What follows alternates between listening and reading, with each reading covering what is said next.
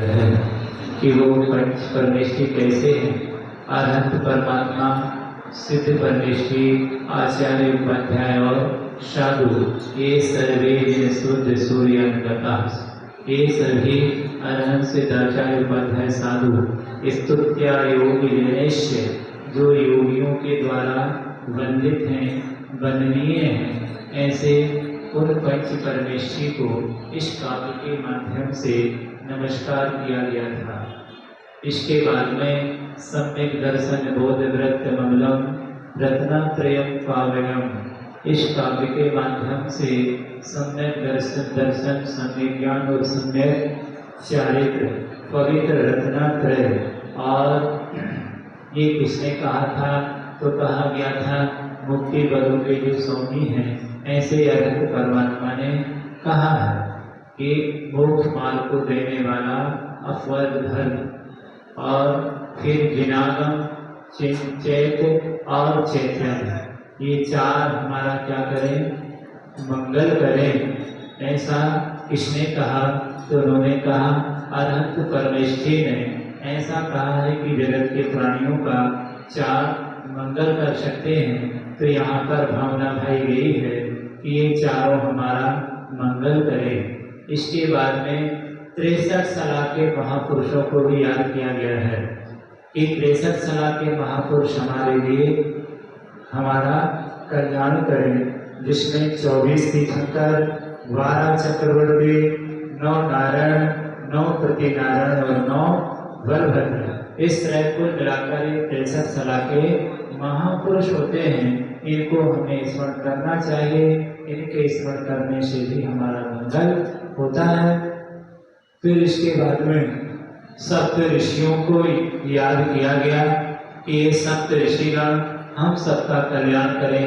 सर्व शरीर रिद्धि को धारण करने वाले, जिनकी सुतपसा वृद्धि गता, जिनकी तपस्या साधना दिन प्रतिदिन बढ़ रही है, ऐसे पंच ऋषि और अष्टांग महानिमित्त को में जो कुशल हैं, और अष्ट विद्याचारण जो रिद्धि है, इसके जो स्वामी हैं, और 5 ज्ञान और 5 ज्ञानों से जो युक्त हैं, और मन वचन काय रिद्धि जो 3 प्रकार की रिद्धि है, इस रिद्धि से भी जो युक्त हैं, और बुद्धि रिद्धि स्वर के जो ईश्वर हैं। इस प्रकार यहाँ पर सप्त ये सप्त क्या हो गए? ऋषि हो गए। सकलार्चिता, ये सकल सुरदेवों के द्वारा, मुनियों के द्वारा, सबके द्वारा पूजित हैं, चर्चित हैं। ऐसे महान ऋषिश्वर हम सबका कल्याण करें। 63 रिद्धियों के धारी, 64 रिद्धियों के धारी, उन सब भगवंतों को यहाँ पर स्मरण किया गया है इस पाठ के माध्यम से कि 63-64 रिद्धियों से युक्त जो गुरुराज हैं, वो हमारा आपका सबका कल्याण करें।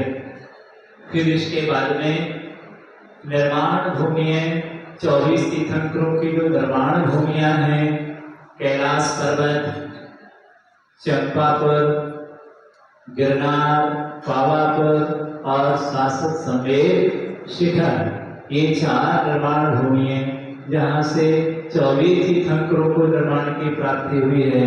ऐसी उन पावन भूमियों को भी यहाँ पर स्मरण किया गया है कि वो पावन भूमियाँ हमारा आपका सबका कल्याण करें। फिर इसके बाद में जिनालय, आकृतिम जिनालय जो शाश्वत हैं, जो किसी के द्वारा बनाए नहीं गए हैं, अनादि अनिधन हैं, ऐसे वो शाश्वत जिनालय तीनों लोकों में विराजमान हैं, और उनमें जो जिह्वे में विराजमान हैं, ऐसे वो शाश्वत जिनालय कहाँ कहाँ पर हैं? तो यहाँ पर बता दिया, देवों, चारों प्रकार के देवों के द्वारा पूजित हैं।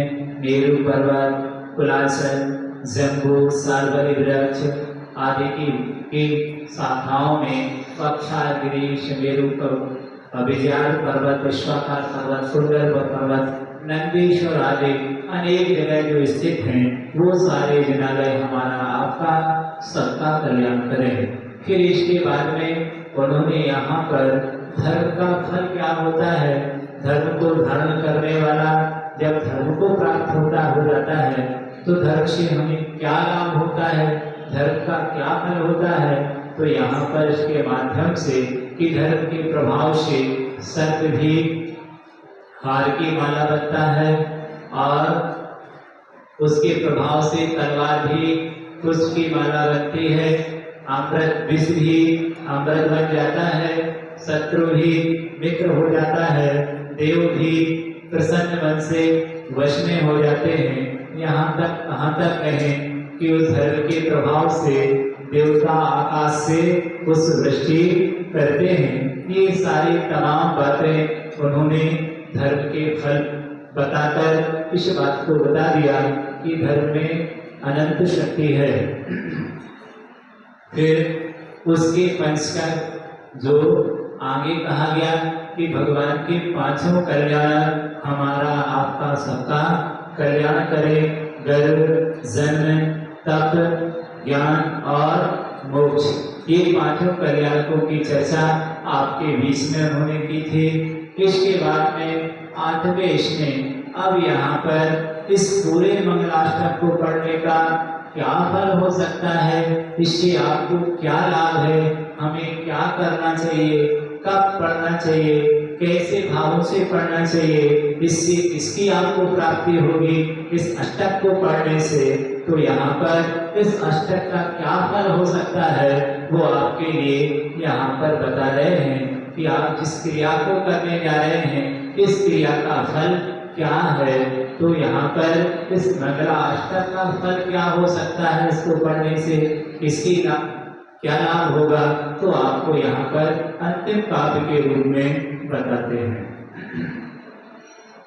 इत्थम श्री जिन मंगलाष्टक विदम सौभाग्य संपत्प्रदम कल्याणेषु महोत्सवेषु सुधियस् तीर्थंकरा रामुषः ये शृण्वन्ति पठन्ति तैस्य सुजनैर् धर्मात् कामान्विता लक्ष्मीरा श्रयते व्यापार रहिता निर्वाण लक्ष्मी रवि।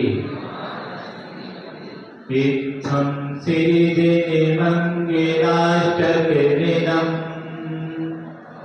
सौभाग्य संपत्प्रदम्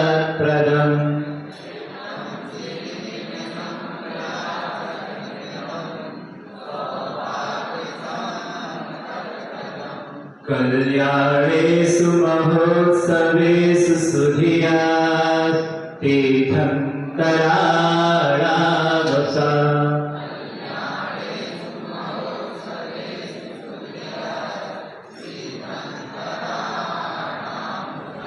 ये शृण्वन्ति पठन्ति तस्य सुजनैर् धर्मार्थ कामान्विता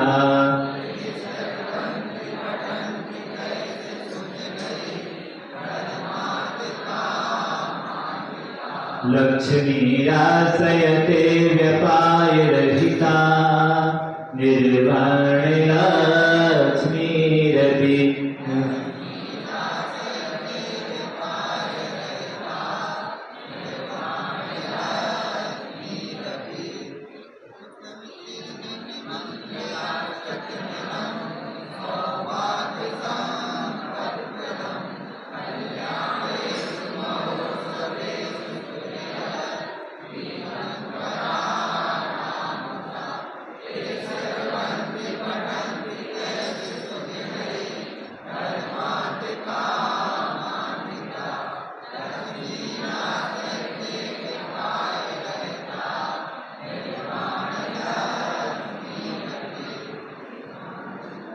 अब यहाँ पर कह रहे हैं कि इत्थम इस प्रकार से जो भव्य आत्मा क्या करता है, श्री जिन मंगलाष्टक इदम, यह जो श्री जिन मंगलाष्टक है इसको जो भव्य आत्मा पढ़ता है सौभाग्य संपत्ति प्रदान, उसे बहुत बड़े सौभाग्य रूपी संपत्ति लक्ष्मी की प्राप्ति होती है। माने उसके दुर्भाग्य को सौभाग्य में बदल देता है। जो बड़ी आस्था श्रद्धा से नित्य प्रति ऐसे इस मंगल अष्टक को प्रातः काल उठकर या जब अनुकूलता मिलती है तब बड़े पवित्र भावों के साथ उन भगवंतों को, ऋषि मुनियों को, तीनों लोकों में स्थित समस्त जनालयों को, सिद्ध धर्म को, नवदेवताओं को इस मंगल अष्टक के माध्यम से स्मरण करता है। ऐसा भव्य आत्मा सौभाग्य संपत्प्रदम सौभाग्य रूपी संपत्ति को वह सहज ही क्या करता है, प्राप्त कर लेता है। माने उसके पुण्य को कहने में कोई समर्थ नहीं होता है कि उसने इस प्रकार से इसका पाठ करता है। कब करता है? कल्याणेषु महोत्सवेषु। क्या सुधीया अने वह बुद्धिमान तीर्थंकराणाम उषः क्या कर रहा है? तीर्थंकरों के कल्याणों में, महोत्सवों में क्या करता है?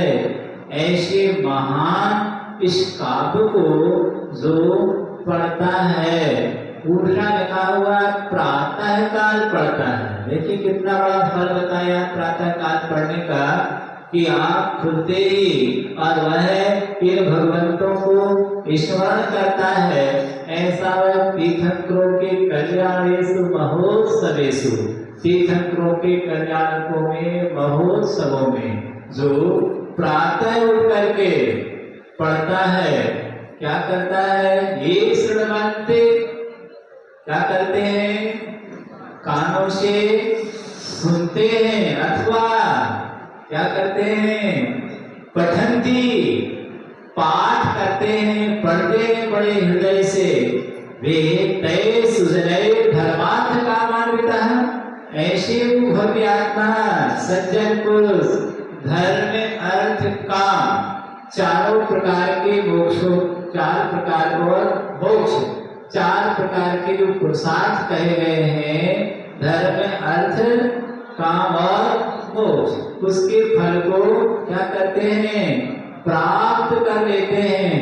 धर्म अर्थ काम सहित और लक्ष्मी आश्रय, लक्ष्मी के आश्रय भूत, क्या जो व्यापार रहता, व्यापार से विकल्पों से रहे, ऐसे निर्वाण लक्ष्मी ही अपी क्या करते हैं? वो भी आत्मा धर्म अर्थ काम को भोग करके लास्ट में लक्ष्मी का आश्रय भूत ऐसे महान निर्वाण रूपी लक्ष्मी को सहज ही क्या करते हैं? वरण करते हैं। जो इस मंगल अष्टक का पाठ करते हैं और अच्छे भावों के साथ में स्मरण करते हैं, वंदना करते हैं, अर्जी लगाते हैं, उन परमात्मा के सामने ऐसा यह पाठ करने से, आराधना करने से, इसके माध्यम से उसे मोक्ष की प्राप्ति हो जाती है। फिर वह संसार में ज्यादा समय तक क्या नहीं करता है? परिभ्रमण नहीं करता है। ये इसका फल बता दिया है। जिस क्रिया को आप रोज पढ़ते हैं, पर उन्होंने बात रख दी कि इसको पढ़ने के लिए मन वचन काय की स्थिरता पूर्वक और पवित्र भावों के साथ में, एकत्व बुद्धि के साथ में, ऐसा नहीं मन कहीं जा रहा है, वचन कहीं जा रहे हैं, काय की प्रवृत्ति कुछ और हो रही है, ऐसा नहीं। उस शब्द को बोलते हुए उसके शब्दों के भाव में डूब जाता है कि मैं जो काव्य पढ़ रहा हूँ, इस काव्य में किसके लिए प्रणाम किया गया है, किसको याद किया जा रहा है, ऐसा पढ़ करके और बड़े भावों के साथ में विशुद्धि के साथ पढ़ता है। चाहे अभिषेक कर रहा हो अथवा मैं भी अभिषेक करने वाला हो, जिन्होंने इस मंगलाष्टक को पढ़ने के लिए जरूरी नहीं कि जो अभिषेक करता हो वही पढ़ सकता है, कोई भी इसका पाठ कर सकता है, चाहे महिलाएं हो अथवा कि पुरुष हो, सबको इस पाठ को करना चाहिए, ताकि इस पाठ को करने से हमारे लिए साथी से पुण्य का संचय हो।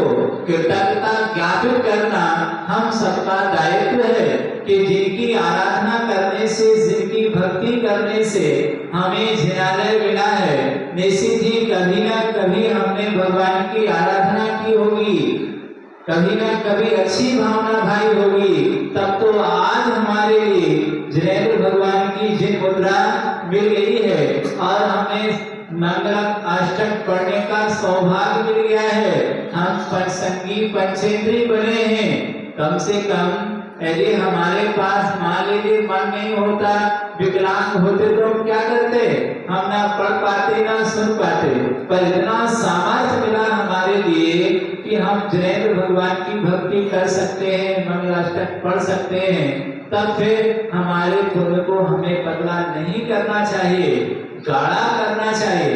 बार बार हम महापुरुषों का नाम लेंगे तो हमारे संस्कार क्या होंगे, गाढ़े हो जाएंगे, अच्छे संस्कार हो जाएंगे। आज भले संस्कारों की हमें कमी लग रही है, पर बार बार अभ्यास करने से, बार बार के अभ्यास करने से हमारे संस्कार मजबूत हो जाएंगे। बार बार जब हम शब्द के अर्थ की ओर दृष्टि डालेंगे तो हमारा भाव भी निर्मल होगा। तो यहाँ पर वो आचार्य भगवंत कह रहे हैं कि आपको सौभाग्य की प्राप्ति करना है तो यह मंगला अष्टक इसका पाठ करिए। इतने बड़े सौभाग्य की प्राप्ति होगी आपके लिए कि तीर्थंकर जैसे महापुरुषों को भक्ति करने का अवसर और उनकी नवदा भक्ति करने का भी अवसर आपको क्या होगा, प्राप्त हो जाएगा। ये सौभाग्य कैसे मिला, दान देने का सौभाग्य, आहार दान देने का सौभाग्य, मुनियों की वैयाकृति करने का सौभाग्य, चौका लगाने का सौभाग्य, ये सारे सौभाग्य इसी मंगलाष्टक के पुण्य का परिणाम है कि हमने उनकी आराधना की थी। इसलिए उन भगवानों को हमें प्रणाम करने का सौभाग्य मिल जाता है।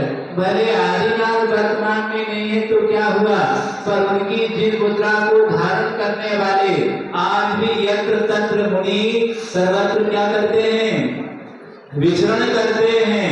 आदिनाथ उन्हीं मुनियों के रूप में आज भी इस धरा पर जीवंत हैं, जो हमको बता रहे हैं कि हमें मुनि धर्म की चर्या कैसे करना चाहिए। सबसे पहले इस युग में कोई मुनि बना था तो कौन बना था, कौन बना था? सबसे पहले इस युग में यदि कोई मुनि बना था इस कर्म भूमि में तो वो थे भगवान आदिनाथ, जिन्होंने अलौकिक वृत्ति का संख्यान किया था कि ऐसा भी जीवन है जिस जीवन में अभी तक दुनिया के लोग यही समझते थे कि जीवन रोटी कपड़ा और मकान का नाम जिंदगी है। बिना कपड़ों के, बिना वस्त्र के, बिना रोटी के, बिना मकान के, बिना परिवार के जीवन नहीं है, बिना पाप छोड़े जीवन नहीं है। हम हिंसा, झूठ, चोरी, कुशील, परिग्रह ये जीवन समझते हैं, लेकिन उन्होंने आज के दिन दुनिया को दिखा दिया था कि रोटी कपड़ा और मकान जिंदगी नहीं है, खाना पीना पीने का नाम जिंदगी नहीं है, हंसने गड़बड़ने का नाम जिंदगी नहीं है, मारने पीटने का नाम जिंदगी नहीं है। इससे बाहर जिंदगी होती है। उन्होंने उस दिगंबर मुद्रा को धारण करके सारे दुनिया के लोगों को ये बता दिया था कि हमारे लिए मुनिचर्या का पालन करके हम अपने जीवन को बना सकते हैं। मुनिचर्या का पालन कैसे होगा, लोग कैसे आहार देंगे, इसका उन्होंने कोई परवाह नहीं की थी और मुनि बन करके आगे निकल गए थे। सोचो मार्ग नहीं हो तो मार्ग खुद को बनाना हो, कितना टफ का मार्ग था समय। अभी तो बहुत सरल है, लोग जानते हैं कि आज को कैसे आहार दान दिया जाता है, कैसे चौका लगाया जाता है, लेकिन उस वक्त लोग जब नमोस्तु करना भी नहीं जानते होंगे कि महाराज आ गए हैं तो महाराज से बोला क्या जाता है, महाराज आ तो गए हैं पर बोला क्या जाता है, इनसे नमोस्तु बोला जाता है कि बदनामी कहा जाता है कि कौन से शब्द से इनको पुकारा जाए, ये है कौन, महाराज है क्या है, कौन से शब्द से को बोला जाए। ऐसे युग में उन्होंने दिगंबरी दीक्षा लेके और इतना सारा राग वैभव राजपाट क्या कर दिया, छोड़ दिया था। क्षण में वो दिगंबर बन करके यहाँ तो एक दिन में उपवास में रात में तारे दिखते हैं, पर सोचिए जब दीक्षा ली तो बैठ गए उसी स्थान पर, 6 माह तक क्या नहीं हुए, हिले नहीं वहां से। यहाँ तो 8 घंटे में कितने बार बदल गई आसन पता नहीं है। सोचिए कैसी स्थिरता से बैठ गए, और बैठे तो हिले नहीं। 4000 एक करके 4000 खिसक गए। देखा कि आज भी 1 महीने बाद उठेंगे, 2 दिन बाद उठेंगे, 4 दिन बाद उठेंगे, पता लगा कि ये तो क्या है, उठ ही नहीं रहे हैं। तो क्या हो गए, 4000 उठ के चले गए। यदि हमारी सभा में से 2 उठ जाए तो आप कहेंगे हम भी उठ रहे के साथ, वो क्यों जा रहे हैं, उनके साथ हम भी भाव बनाने लग जाते हैं। यदि वो बैठेंगे तो हम भी बैठेंगे, वो अभिषेक करेंगे तो हम भी करेंगे। कितनी दृढ़ता होगी उनके अंदर भावों में, 1 2 नहीं, 2 5 10 नहीं। राजा 4000 राजा छोड़ करके चले गए वीरान जंगल में, तुम यहीं बैठे रहो, तो जाते हैं, हमें तो भूख लगी है, कहां तक सहन करेंगे। कुछ बताया नहीं कब उठना कब नहीं उठना है, कि 2 दिन बाद उठेंगे, 3 दिन बाद उठेंगे। अब बैठ गए, कुछ संकेत नहीं है, कब तक इंतजार करें। बता दिया होता कि भी 6 महीने बाद हम उठेंगे, वो भी नहीं बताया उन्होंने, कुछ भी नहीं। देखिए 4000 चले, कितनी दृढ़ता होगी उनके अंदर कि वो बैठे रहे 6 माह तक। और 6 माह बाद क्या हो गए, 6 माह उत्कृष्ट समय है मुनि का। यदि मुराद आहार ना निकले आहार के लिए तो कितने माह तक नहीं निकलेंगे। यदि बैठ जाए वो 6 माह तक, 6 माह बाद उन्हें निकलना ही होगा आचर्या के लिए।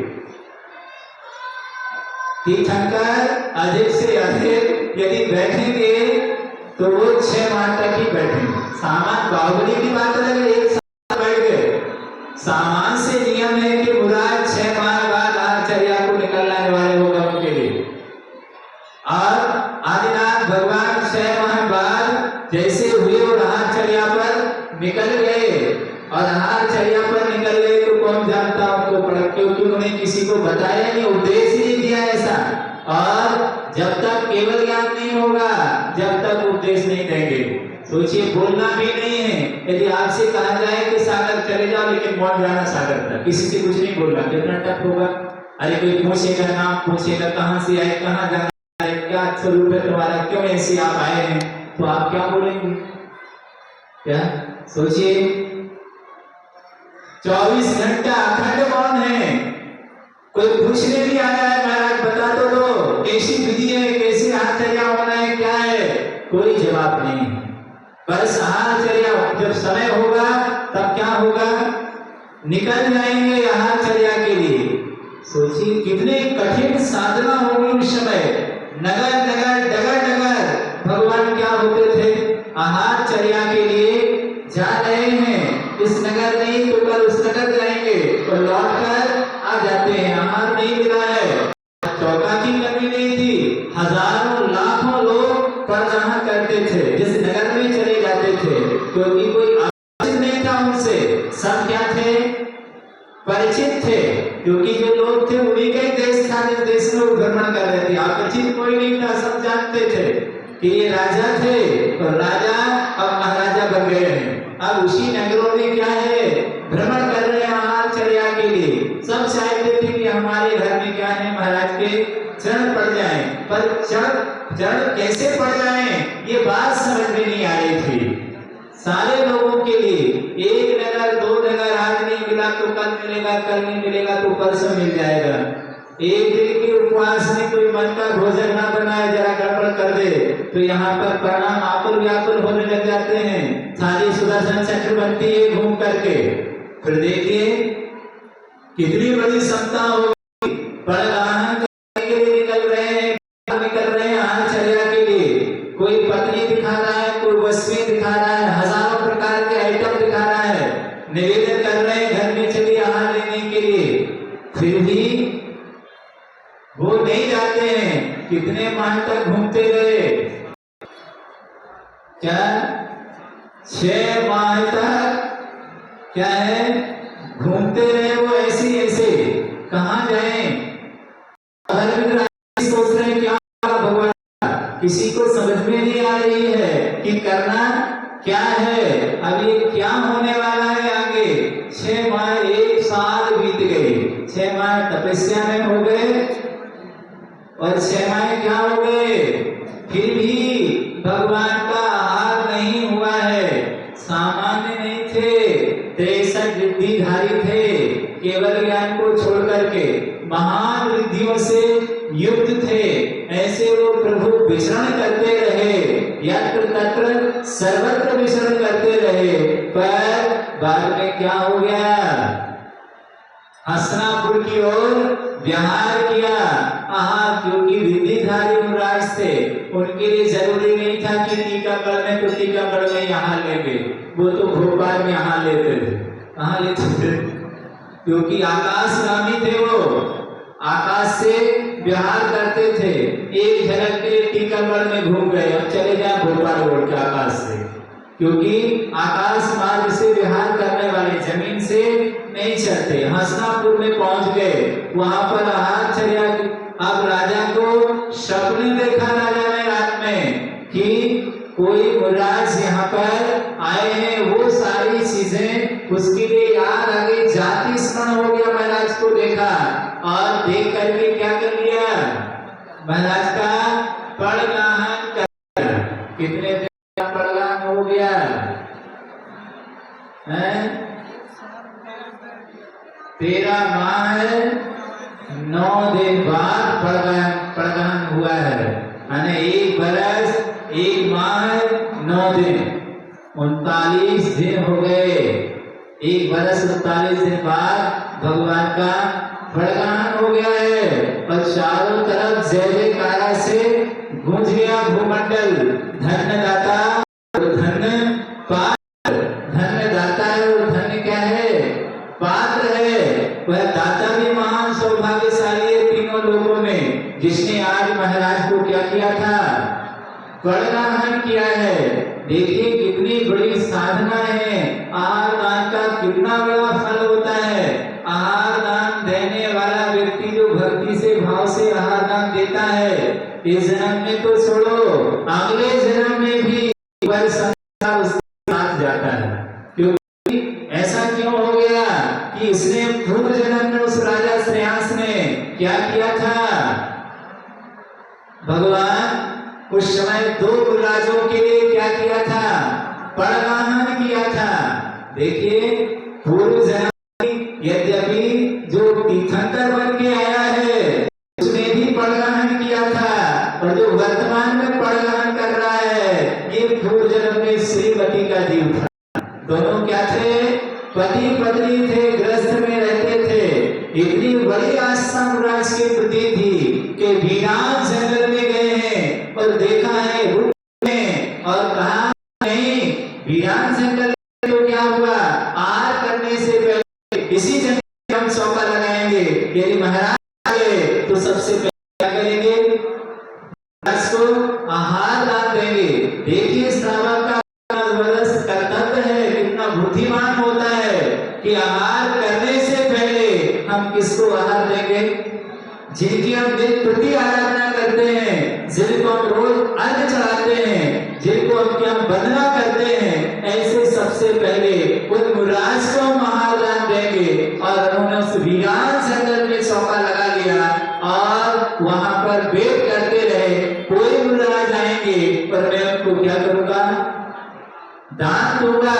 और उनके सौभाग्य से उस वीरान जंगल में भी उन्हें क्या मिल गए, सौभाग्य से 2 रिद्धिधारी मुराज उसी नगर उसी जंगल में विचरण करते हुए वहां से निकले, फिर उन्हें पड़ गया तो वहां पर ही उनका पड़गाहन हो गया। और वो कोई मुराज सामान्य नहीं थे, बहुत बड़े रिद्धिधारी थे, वो उन्हीं के बेटा थे, इसके थे।